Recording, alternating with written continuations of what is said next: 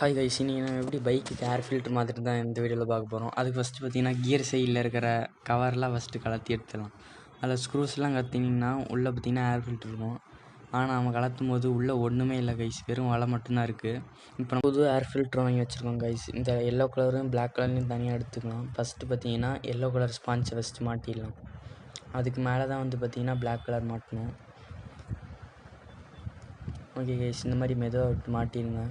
இந்த ஃபில்ட்ரு வந்து பார்த்திங்கன்னா 15,000 to 20,000 கிலோமீட்டருக்கு ஒரு தடவை மாற்றிடுங்க. அப்போ தான் பார்த்திங்கன்னா எந்த கம்ப்ளைண்ட்டும் இல்லாமல் இருக்கும் பைக்கு. ஓகே கைஸ், இப்போ வந்து பார்த்திங்கன்னா 2 சைட்லேயும் வந்து பார்த்திங்கன்னா பெட்ரோல் ஃபுல்லாக ஊற்றிடுங்க. நீங்கள் அது ஃபுல்லாக அந்த ஸ்பாஞ்சு கொஞ்சம் நனையிற மாதிரி ஃபுல்லாக 2 சைட்லேயும் மாற்றிடுங்க.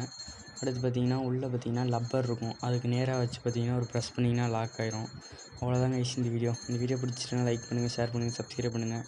பாய் கைஸ், பாய். அடுத்து என்ன வீடியோ வேணும்னு கமெண்ட் பாக்ஸில் கமெண்ட் பண்ணுங்கள். பாய் கைஸ், பாய்.